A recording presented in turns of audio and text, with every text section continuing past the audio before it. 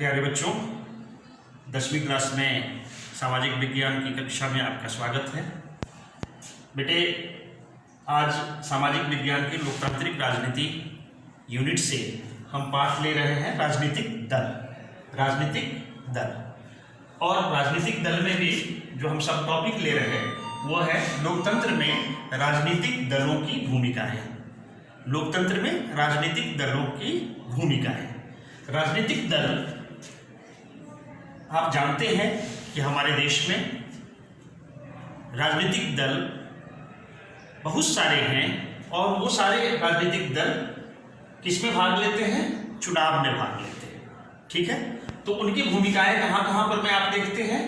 तो जैसे चुनाव लड़ना, राजनीतिक दल क्या करते हैं? चुनाव लड़ते हैं। और चुनाव में विभिन्न तरह के जो चुनाव होते, जैसे आम चुनाव होगा या राज्य स्तरीय चुनाव होगा या फिर स्थानीय स्वशासन के सरकारों के चुनाव होगा। तो 3 तरह के चुनाव हमारे देश में विभिन्न समय में होते हैं और तीनों ही जगह पर में राजनीतिक दल सक्रिय रूप से भाग लेते हैं। ठीक है, खास करके जो हमारे आम चुनाव हैं उसमें तो विशेष गहमागहमी रहती है, हर एक चुनाव में गहमागहमी रहती है, लेकिन वहाँ पर में उनकी भूमिकाएं सर्वोपरि होती हैं।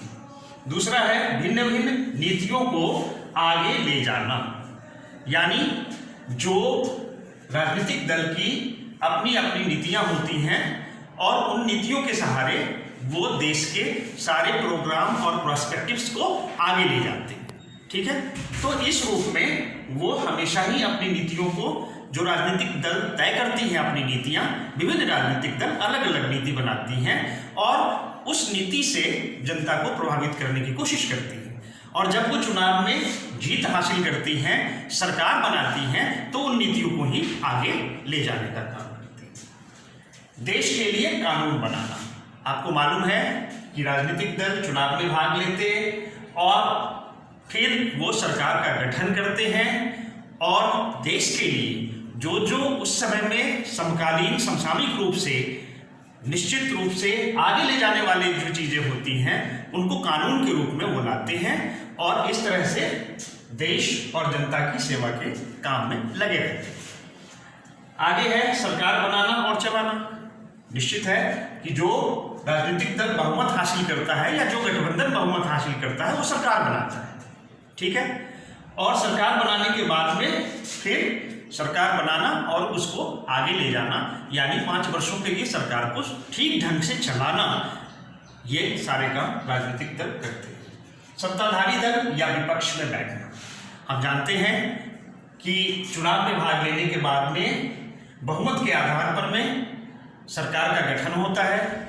तो जो दल सरकार का गठन करते हैं वो अपनी नीतियों को आगे ले जाते हैं और जो दल बहुमत में नहीं आए, सरकार नहीं बना पाए, वो कहाँ बैठते हैं? विपक्ष में बैठते हैं। और वहाँ पर में भी वो सत्ताधारी दल को प्रगति के कार्य में सहायक ही होते हैं। वहाँ पर में बराबर वो ऐसी चीज़ों को उठाते हैं जो लोक कल्याणकारी होते हैं। जनता को दिशा देना, जनमत को दिशा देना। ठीक है, तो जनमत को दिशा देना यानी जो सरकार में आते हैं दल, उनको वोट परसेंटेज ज़्यादा मिला रहता है, यानी जनमत उनके साथ में रहता है, मैंडेट उनके साथ में रहता है, तो उसके आधार पर में वो उन सभी नीतियों को आगे बढ़ाते हैं जिसके आधार पर में उन्होंने चुनाव लड़ा था और चुनाव को जीत करके फिर सरकार बनाने का काम किया।